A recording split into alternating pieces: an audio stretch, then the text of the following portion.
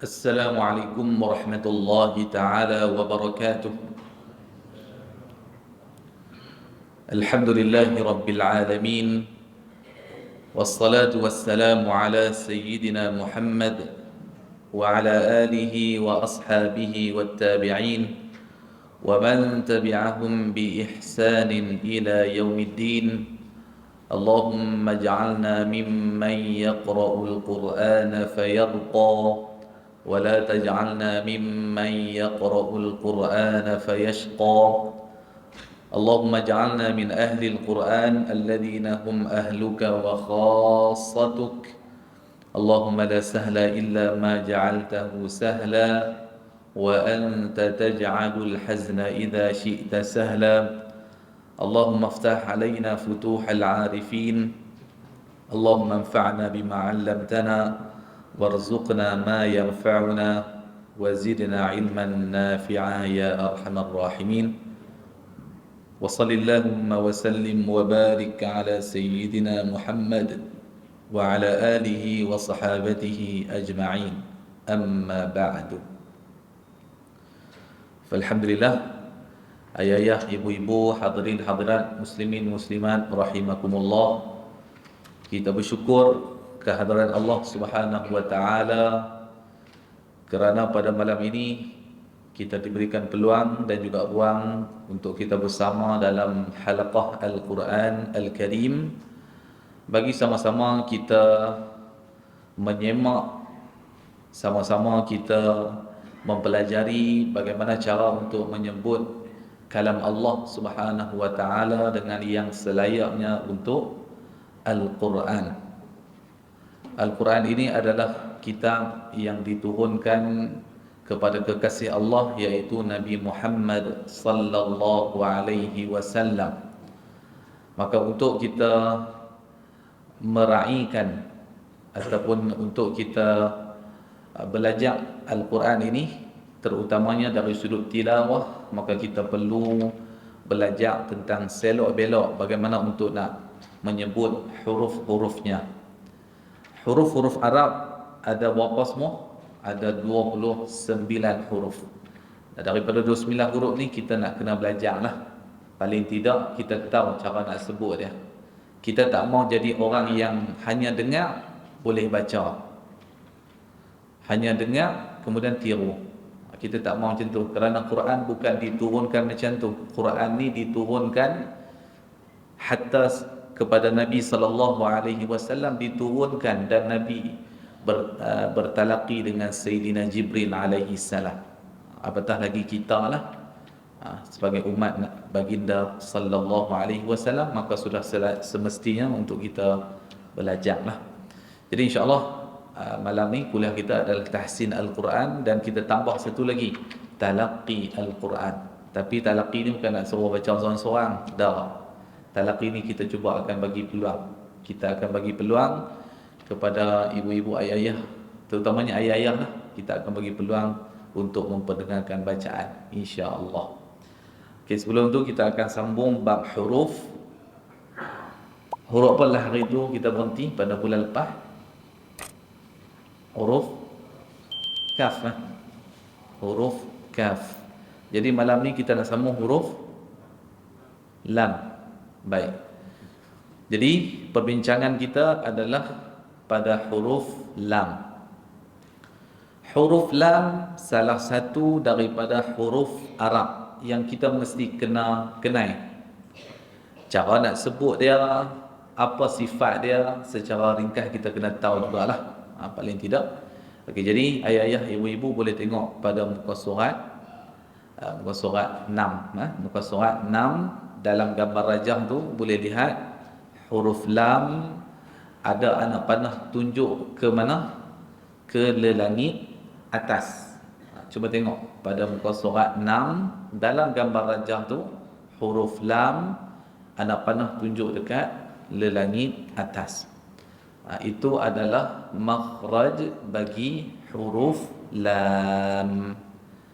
Jadi secara ringkasnya saya nak sebutkan di sini, Apabila kita bercakap tentang huruf, kita mesti tahu daripada mana dia main. Daripada mana dia main. Sudah semestinya kita akan bincang dalam bab makhraj. Makhraj bermaksud rumah ataupun tempat keluar huruf. Biasanya saya gunakan istilah rumah bagi huruf.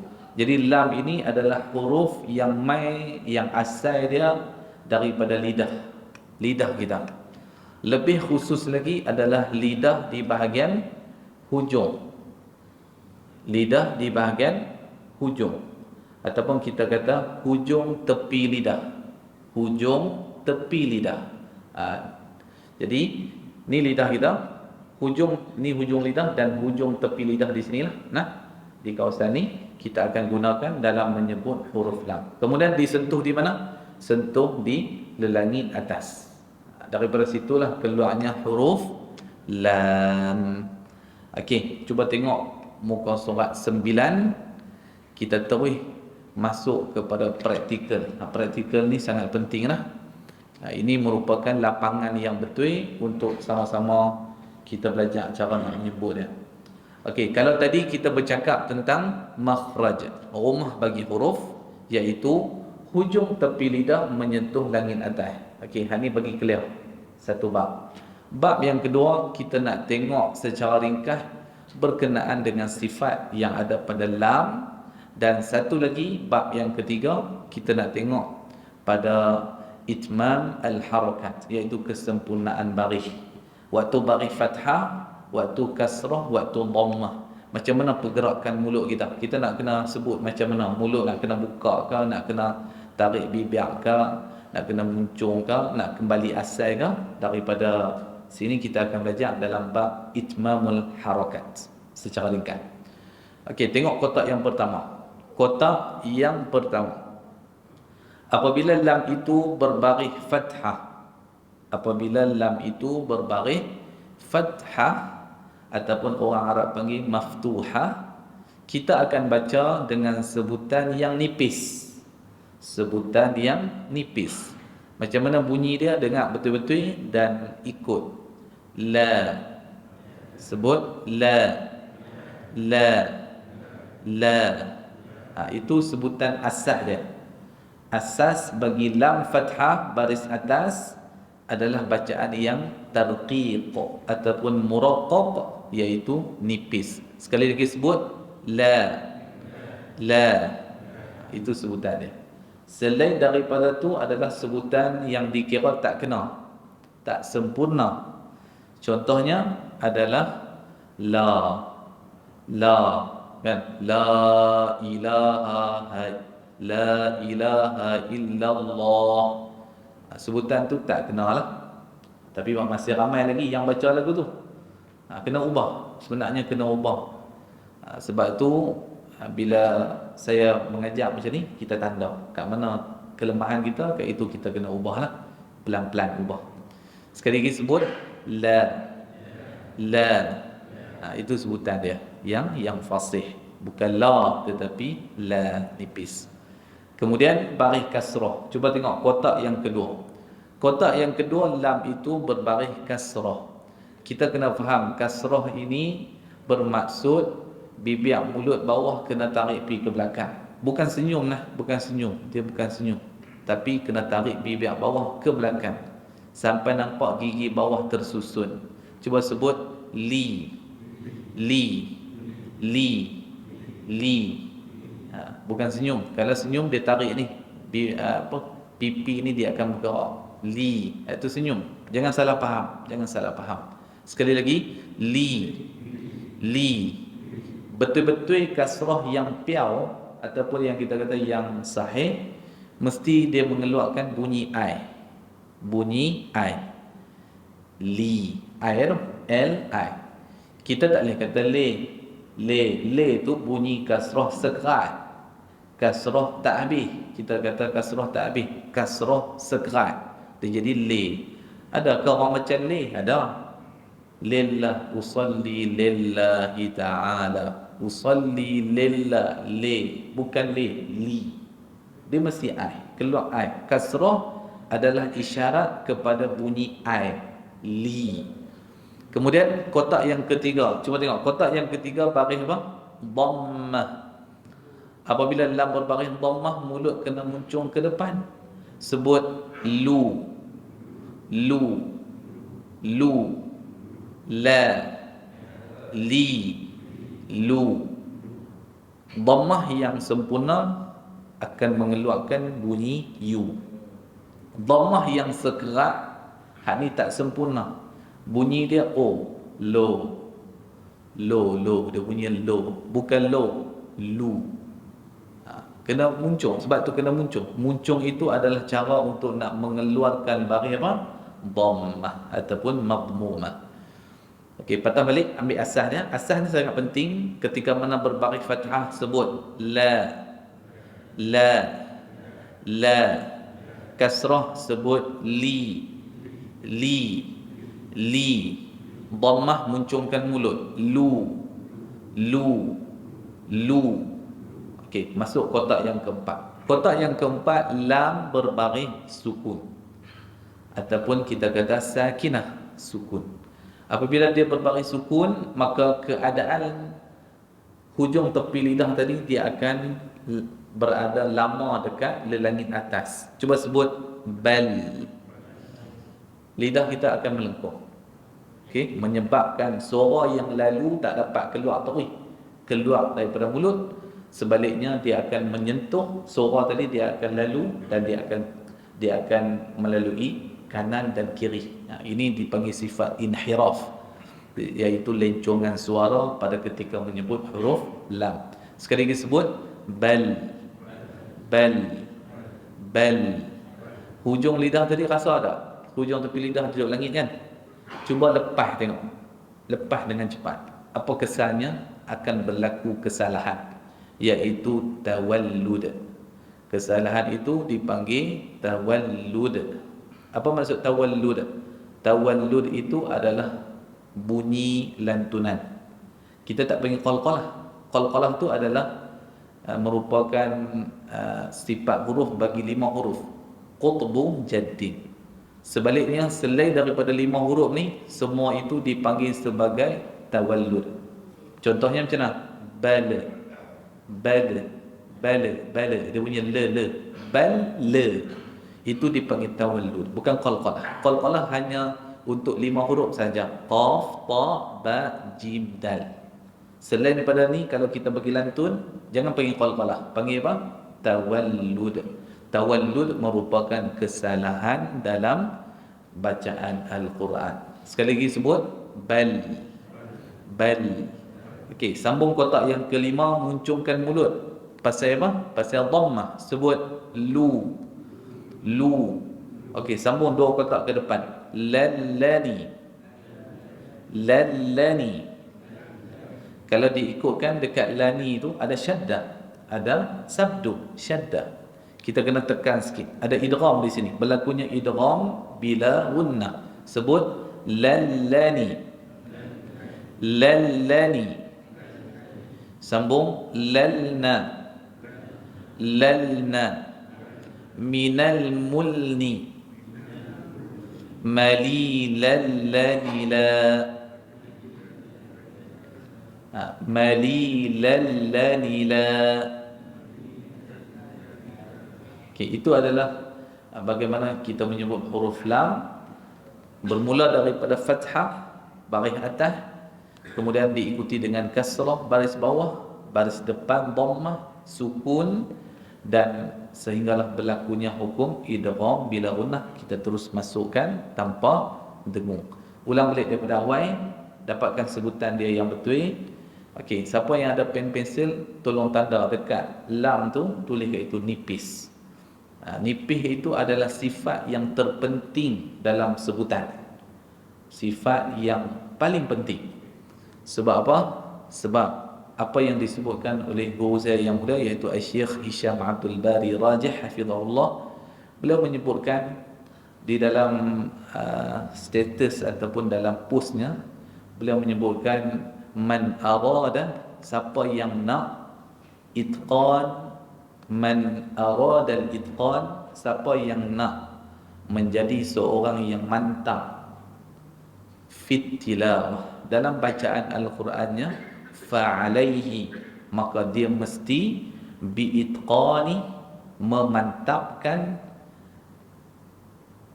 yang dikatakan dengan babit tarqiqi wat tafkhim. Babit tarqiqin wa tafkhim, maksudnya dia mestilah mantap pada sebutan nipis dan tebal.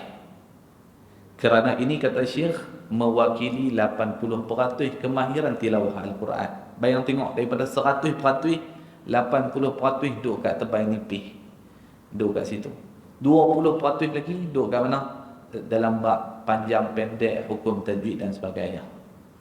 Tetapi apa yang berlaku lah ni, banyak guru-guru yang lebih utamakan hukum tajwid dulu. Sedangkan hukum tajwid ni dah jadi nombor yang ke belakang ni. Bukan tak boleh lagi.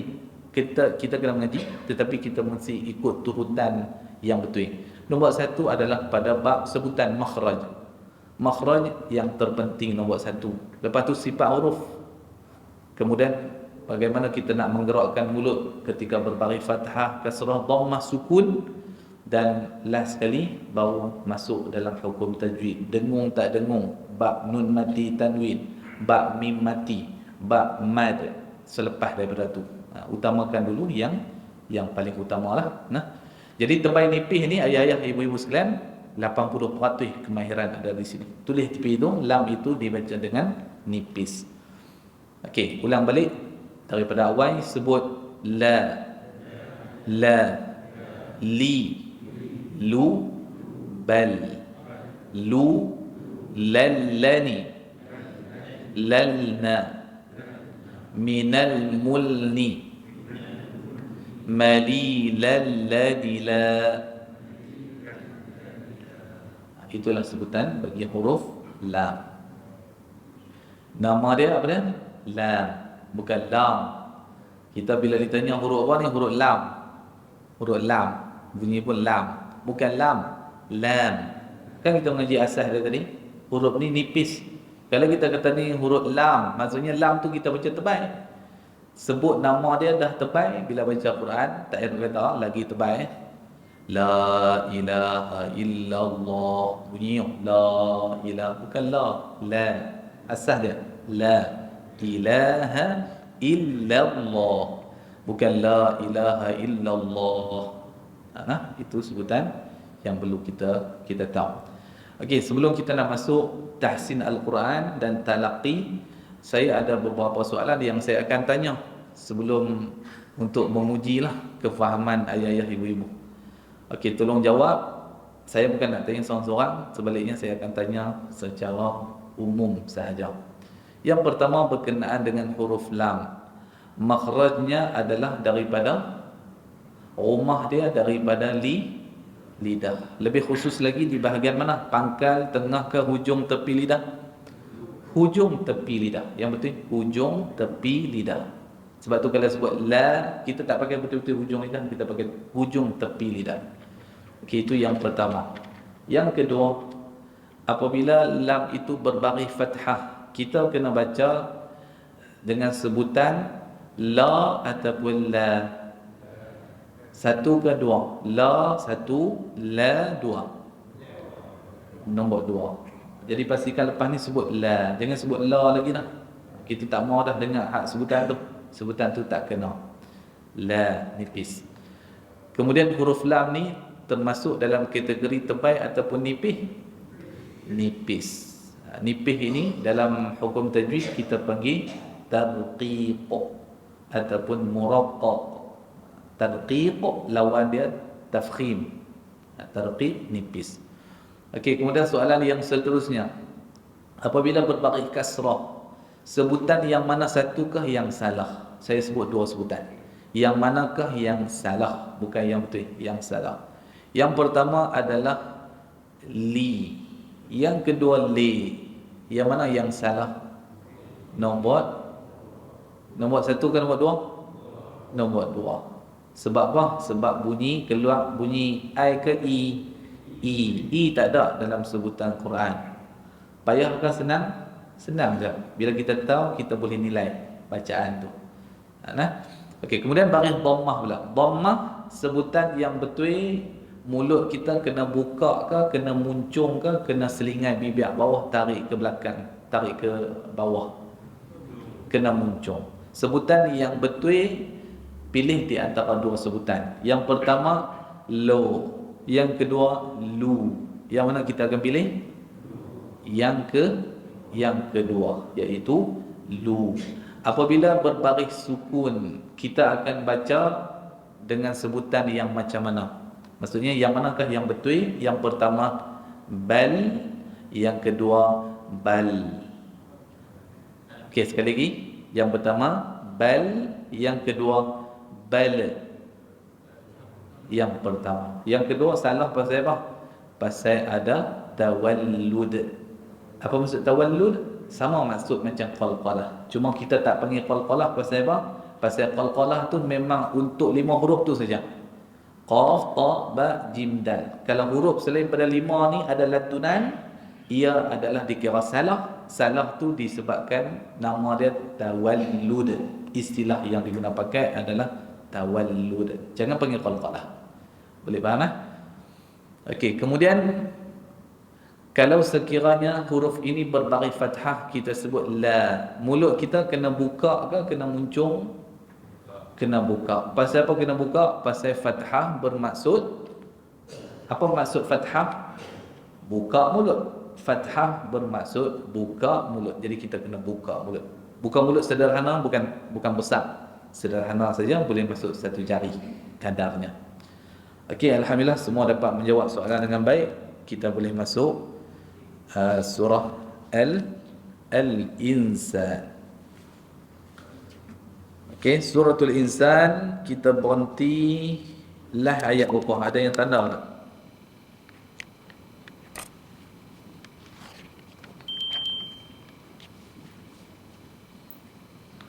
Ada tak siapa-siapa yang tanda? Suratul Insan juzuk 29, al-juz'u tasi' wal 'ishrun, muka surat 579. Siapa yang tanda tolong habaq Ustaz? Apa dia? Ayat 12. Okey, berhenti ayat 12. Jadi kita akan sambung ayat 13. Okey, semua bersedia? Muka surat 579. Kita baca sama-sama. A'udzu billahi minasy syaithanir rajim.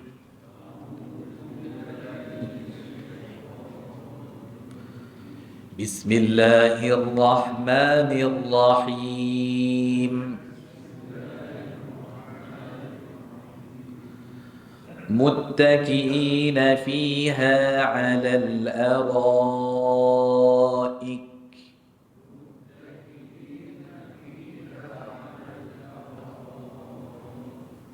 La yarawna fiha syamsan wala zamharira.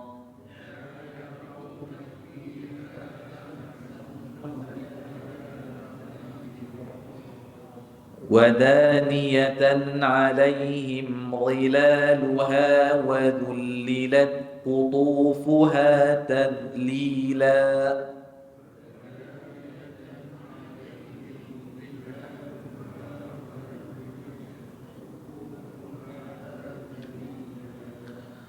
ويطاف عليهم بآنية من فضة وأكواب كانت قواريرا.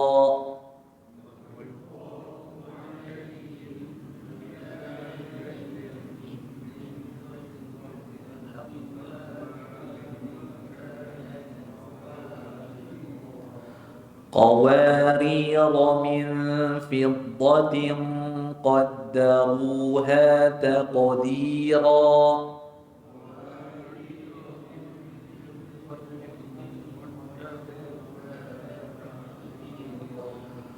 ويسقون فيها كأسا كان مزاجها زنجبيلا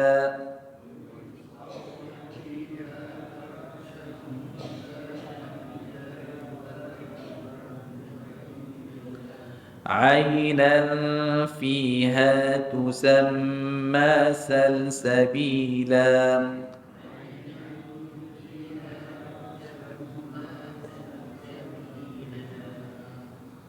صدق الله العظيم. Baik, kita mulakan tahsin pada ayat 13. Tolong tengok satu kalimah ke satu kalimah, satu huruf ke satu huruf. Kita akan buat perincian satu-satu. Yang pertama adalah kalimah muttaqiina. Cuba sebut muttaqiina. Perasan tak dekat mim tu ada syaddah kan? Ada sabdu. Syaddah ataupun sabdu. Sebab apa ada? Sebab kalau kita sambung ayat 12 terus ke ayat 13, dia akan jadi idgham ma'al gunnah, idgham yang kamil, idgham kamil. Jadi wa hariran muttaqiina, sebab tu mim tu ada syaddah. Itu maksud dia. Okey, kemudian huruf ta. Cuba tengok huruf ta. Huruf ta ni ada apa? Ada syaddah kan? Syaddah tu kena faham, syaddah bermaksud tekan. Huruf tu kita kena tekan. Tapi tekan ada dua jenis. Kena faham juga. Ada dua jenis tekan ni. Kalau nampak syaddah ada dua jenis tekan. Tekan yang pertama sampai tekan berhenti suara. Tekan yang kedua, tekan dalam keadaan huruf tu masih lagi suara dia duduk berjalan. Suara dia berjalan. Jadi macam huruf ta ni, kalau ayah-ayah ibu-ibu dengar saya sebut muttaqiina, tekan suara berjalan ke suara berhenti dekat huruf ta. Muttaqiina, berhenti ke ataupun dia masih berjalan? Sebenarnya berhenti. Suara tu berhenti, dekat ta tu dia berhenti. Tahan. Kerana apa jadi macam tu? Sebab sifat syiddah. Kerana dalam sifat huruf ta bersifat dengan syadidah. Jadi suara dia akan tertahan. Mutta. Okey, sebut sekali muttaqi.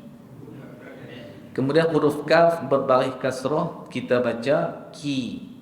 Kan kita mengaji tadi kasrah, kita mesti keluarkan bunyi i tu. Maksudnya ki. Kemudian hamzah baris kasrah, kita baca i. Jangan baca i. Muttaqi i. Nun fathah nak baca na ataupun na. Nipis. Dia sama macam lam. Kalau lam tadi kita baca dia menyerang, la hak ni pun menyerang. Na. Huruf nipis kalau fathah kita baca dia menyerang sikit. Jangan baca betul. Betul memang jadi macam orang Kedah baca lah.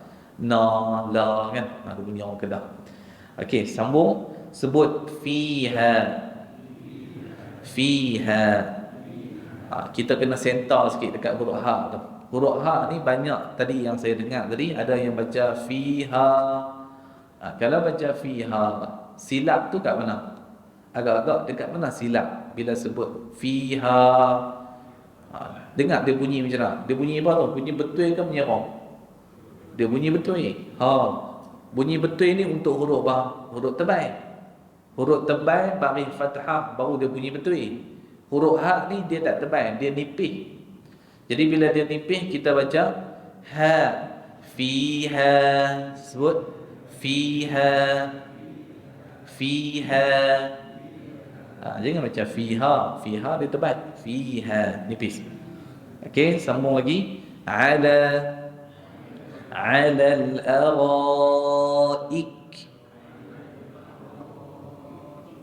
Okey, huruf ra kita kena baca bagi tebal. Apabila ra ini berbaris atas, tebalkan sebutan dia. Ra. Sebut ra. Mulut jangan muncung. Ada yang muncung mulut, ada yang baca ra, bukan ra. Kalau kita muncung mulut, kesan dia kita bawa mai suara baru. Kita tambah suara baru pula dekat dia. Tak boleh. Jangan muncung. Sebab apa tak boleh muncung? Kita dah mengaji dah asas dia. Kalau fathah, mulut kena apa? Kena buka, bukan muncung. Fathah kena buka mulut. Kita baca ra, buka mulut bagi besar. Ra, dia baca bagi betul. Ra. Jangan muncung. Muncung ni untuk dhammah. Jangan baca ra. Alal ara, salah. Alal ara. Bunyi lain tak sama. Cuba dengar bunyi muncung dengan bunyi betul. Yang pertama saya muncung mulut. Hak ni banyak orang suka buat. Alal araiki. Bunyi yang betul Arab baca. Ahlinya yang membaca dia akan baca alal ara. Dia bunyi betul. Hak tu yang betul, hak tu yang sempurna. Jadi kena bezakan yang mana yang original, yang asli, yang mana yang tiruan. Ada asli dengan tiruan. Asli tadi ra, tiruan tadi ra. Nah, kita kena bezakan. Okey, sekali lagi sebut alal araik. Okey, bila kita berhenti dengan huruf kaf yang kita nak waqafkan dia, maka kita akan sukunkan dia, kita lepaskan angin sikit. Sekali lagi, ik. Ik. Sebelum kita nak keluar angin, tahan dulu. Tahan dulu, macam mana kita sebut tak tadi, kita tahan dulu, kita lepas angin. Sekali lagi, ik. Ik. Jangan baca ik, ik, ik. Tak boleh. Tu tak betul tu. Yang betul, ik. Kita tahan, ik. Kemudian kita lepas angin. Ik. Alal araik. Okey, sambung. La. Jumpa huruf yang kita duk bincang tadi. Nak baca la ke nak baca la? La. Jangan baca la, baca la. La. Sebut yarawna. Yarawna. Ra tu kena baca tebal sebab dia fathah. Ra apabila berbaris fathah, tebalkan dia. Ra bukan mulut. Ra. Rawna. Bila masuk dekat waw sukun, mulut kena muncung. Mulut kena muncung. Tapi jangan terus-terus muncung, kena buka dulu. Buka dan muncung.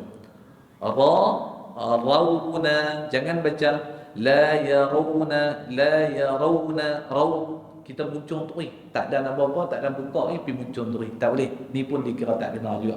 Sekali lagi sebut la yarawna fiha. Fiha. Jangan baca fiha, bukan ha. Ha. Fiha. Wala fiha syamsaw. Syamsaw. Syamsaw wala zamharira. Syamsaw wala zamharira. Okey, huruf shin jangan baca tebal. Jangan baca syam, bukan syam. Syam. Dia sama macam lam juga, jenis nipis. Sekali lagi, syam. Syamsan wala zamharira.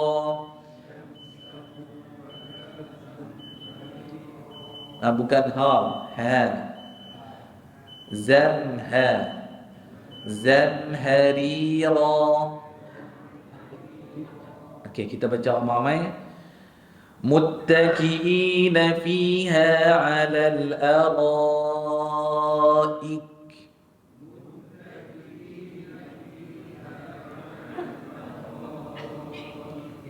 La yarawna fiha syamsan wala zamharira.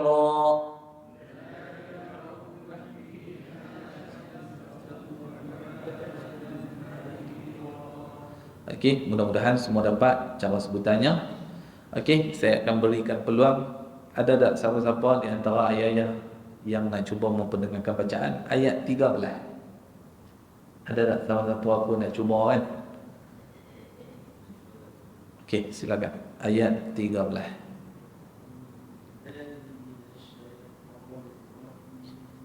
Terus baca.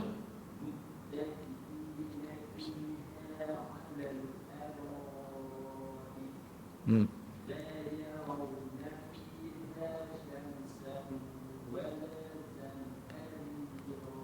Okey, tamam. Tak ada apa-apa komentar, bacaan yang bagus. Uh, Sentiasa meraihkan sebutan huruf, masya-Allah. Okey, kita bagi peluang seorang lagi. Ada tak siapa-siapa yang nak cuba? Dia kena start je, start tu. Dia boleh sambung terus ni. Tak nak buka tu. Kan, dia main macam-macam. Ada tak siapa-siapa seorang lagi? Nak cuba? Boleh, silakan. Ambil. A'udzubillah. A'udzubillah. Terus baca.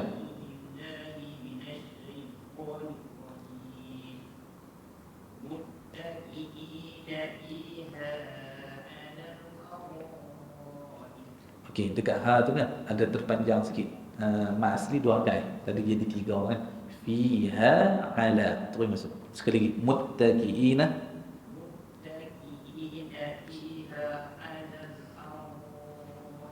Okey, ada sikit pembetulan dekat huruf ha tu kan. Bagi dia menyerang sikit. Fiha. Okey, cuba ikut. Fiha. Macam tu. Fiha. Kemudian satu lagi dekat ra tu kan. Jangan muncul mulut, buka sikit. Alal ara.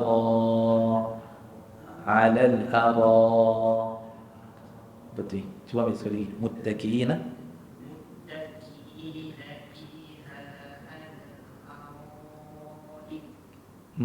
Okey, satu lagi ain tu bagi dia jelas lagi. Ala al-araik. Cuba ikut. Ala. Cantik. Kalau macam tadi dia macam longgar sikit. Ala kan dia tak macam dia tak keluar sangat. Ala. Muttaqiina fiha 'ala al-araik. Ambil sekali lagi. Muttaqiina.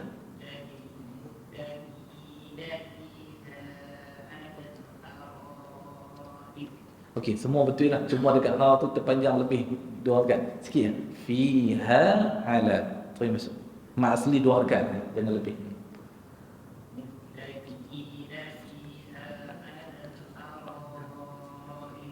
Okey, sambung. La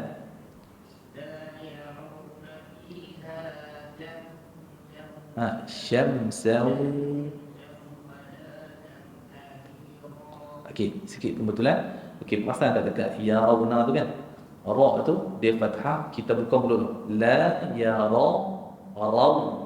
Maksudnya mulut kita dah buka sah, baru kita muncul. Ya rauna. Cuba sebut. Ya rauna. Betul. Ya rauna. Kemudian satu lagi tadi syam tu, mim tu jangan dengung. Mim tu sebab dia izhar syafawi, maksudnya dia tak ada dengung apa. Syamsau terus masuk. Syamsau wala zamharira. Cuba sambung. Ambil balik. La yarawna.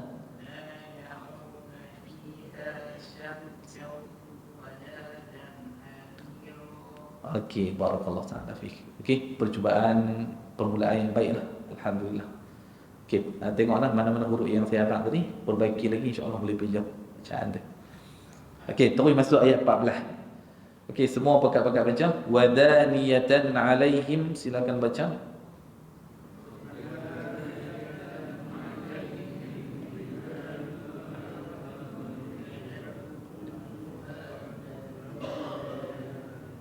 Okey, dekat sini kan saya nak bagi pencerahan sikit berkenaan dengan kalimah daniyatan. Huruf dal tu huruf yang sama macam lam tadi. Kategori depa tebal ke nipis kalau lam tadi. Lam nipis kan? Dal ni pun nipis juga. Maksudnya kalau kita nak sebut fathah, kita tak boleh kata da. Da tu bunyi betul tu, bunyi tebal. Bunyi nipis dia mesti menyerang. Da. Wadaniyatan. Wada. Jangan baca wada. Wada salah. Wada, da. Nipiskan sebutan dia. Kemudian jelaskan huruf ain tu. Alaihim. Jangan baca alaihim. Itu dia jadi nak pi ke huruf hamzah. Alaihim. Alaihim. Keluarkan bunyi ain tu. Okey. Kemudian huruf dha. Huruf dha dhilaluha. Huruf dha ni huruf yang tebal. Kalau baris kasrah kita akan baca dhi. Jangan baca ri, tu dia tak cukup terbaik. Dia tak cukup terbaik. Dhilaluha, dhilaluha. Wa dhullilat qutuha. Huruf qaf dengan ta terbaik. Qutufuha tadlila. Nipiskan lam. Okey, saya nak bagi peluang seorang ada tak dalam kalangan ayah-ayah yang nak cuba memperdengarkan bacaan ayat 14. Ada tak siapa-siapa nak cuba? Boleh, silakan. Wadaniyatan.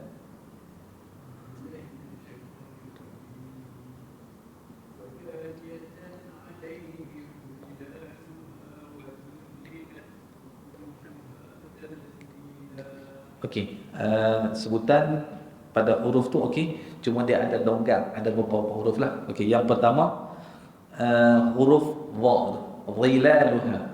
Huruf dha tadi jangan baca zi, tapi baca dhi, bagi dia tebai, keluar tebai dia.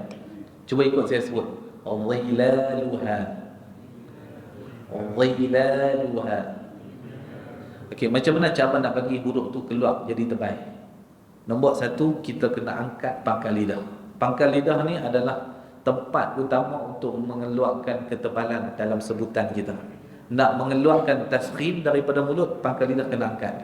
Ri. Waktu kita sebut ri, pangkal lidah kita tak angkat.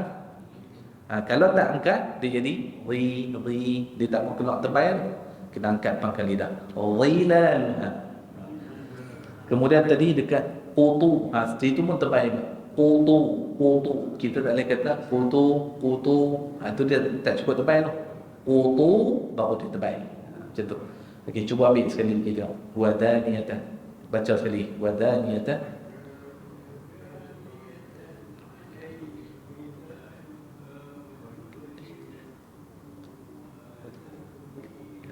Okey, barakallahu ta'ala fiik. Okey, cuma huruf tebal tu bagi dia tebal lagi lah. Bagi tebal lagi. Okey, ada lagi tak seorang kau nak cuba? Boleh, silakan. Wadaniyatan.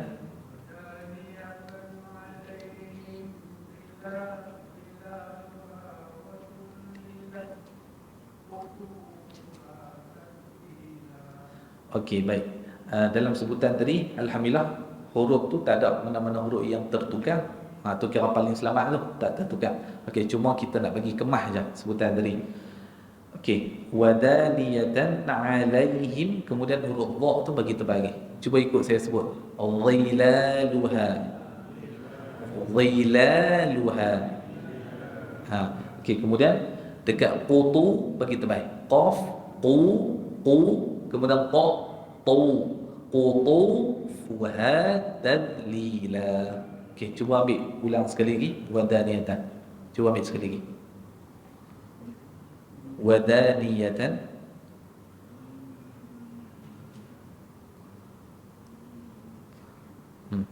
Ayat 14 lah. Okey, jadi sebutannya okey saya baca dulu. Wadaniyatan alaihim dhilaluha wa dhullilat qutufuha tadlila. Kita baca tengok. Okey, cuba ambil sekali lagi. Okey, alaihim. Jelaskan ya tu. Alaihim.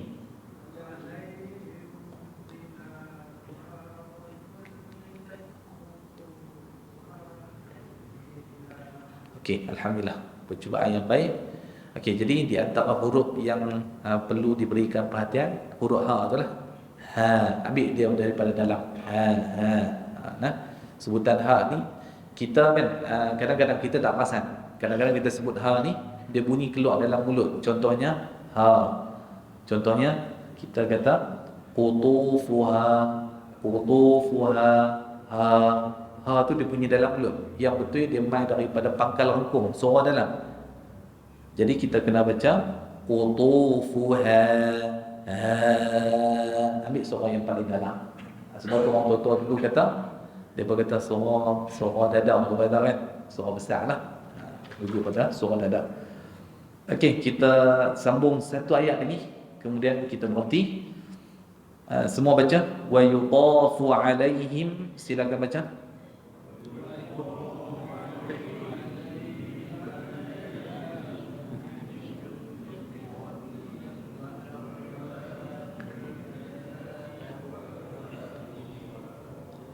Okey, cuba perhati dekat kalimah qawarira. Okey, dekat situ nampak ada bulat lonjong tu. Bulat lonjong. Bulat lonjong tu dalam istilah ilmu tajwid kita panggil sifrun mustatil. Nama dia sifrun mustatilun qaim, ataupun orang panggil sifrun mustatil. Dia ada dua jenis. Dalam Quran ni dia ada satu bulat, bulat kecil, bulat betul elok, satu lagi bulat lonjong. Bulat hak kecil, bulat yang betul itu kita panggil sifrun mustadir. Sifir tu maksudnya bulat kosong. Orang Arab panggil sifir, sifir tu maksudnya zero, kosong. Contohnya kita nak kata 013 nombor telefon kan, nak bagi kat orang Arab, kita akan kata sifir wahid salasa. Sifir tu bulat lah maksudnya. Sifir mustatil. Apa maksud mustatil? Bulat yang melonjong. Daripada perkataan talah. Siapa yang mengaji bahasa Arab, daripada perkataan talah. Okey, kalau satu lagi dipanggil sifrun mustadir. Sifrun mustadir adalah bulat hak betul. Mustadir itu maksudnya bulat, bulat yang tidak melonjong lah. Okey, jadi kalau kita nampak bulatan yang melonjong macam ni, kita akan baca ketika mana waqaf dua, kita akan baca dengan panjang lah. Dia jadi macam mak asli dua harakat. Qawarira. Tapi kalau kita pi sambung, maka dia tidak ada, maksudnya dia tidak berfungsi. Waktu berhenti kena dua harakat. Qawarira. Kalau kita sambung terus, dia akan jadi qawarira min fiddah. Terus dia akan sambung. Tapi kalau bulat yang betul, bulat yang sempurna tu, yang ni waktu berhenti ke, waktu sambung ke, memang dia tak ada fungsi apa-apa pun. Kalau hak lonjong tu waktu berhenti ada fungsi, kita kena baca dua harakat. Tapi waktu kita sambung tidak ada harakat, terus sambung. Okey, tolong baca sekali. Sekali lagi. Wa yutafu alaihim bi aniyatin min fiddatin wa akwabin kanat qawarira.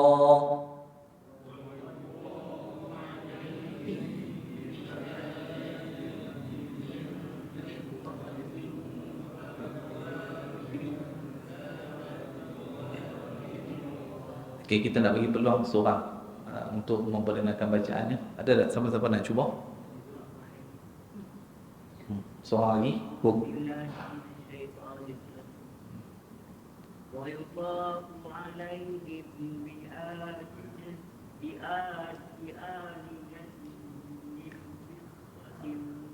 Mir, dengar sikit dua harakat. Mir.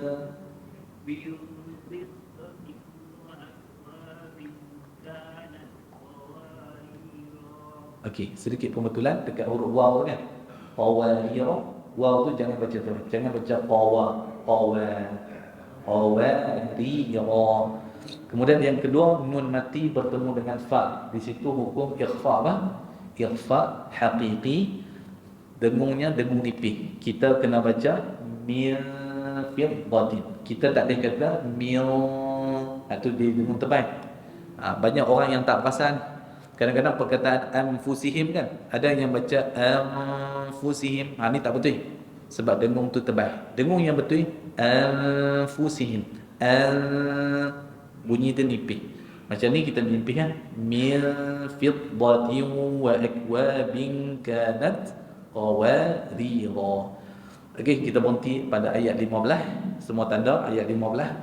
InsyaAllah ada rezeki bulan depan panjang umur kita akan sambung ayat 16 insya-Allah.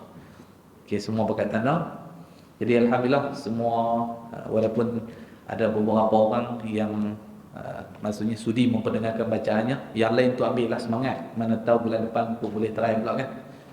Saya takkan suruh seorang-seorang lah, jangan bimbang. Sebab tu saya doa harap dekat ayah-ayah ibu-ibu supaya mengajak lebih ramai kawan-kawan kita. Ajak join sekali. Nampak lupa tak kena baca tobat lahum. Tak kena baca seorang pun. Cuma saya akan open lah bacaan tu. Okey, alhamdulillah ala kulli hal. Kita berhenti di sini, kita akan sambung insya-Allah pada pertemuan bulan depan. أقول قولي هذا وأستغفر الله العظيم لي ولكم.